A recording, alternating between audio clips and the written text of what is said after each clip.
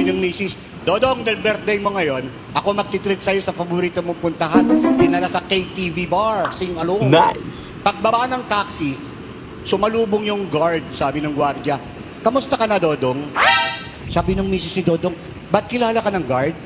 Huwag kang mag-isip ng masama, kasama ko sa basketball yan sa barangay. Tumigil yung misis. Pagpasok, lumapit yung waiter. Yung regular drinks mo ba, Dodong? Tinitigan siya ng misis. Sabi ni Dodong, huwag kang mag-isip ng masama. Kasama ko yan sa gym.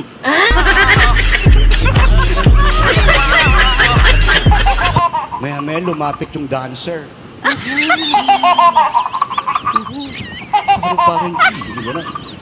Lumapit yung dancer.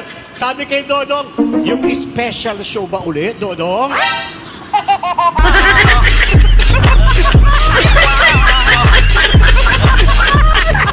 Galit na galit yung misis. Kinalagkan si Dodong papalabas ng bar.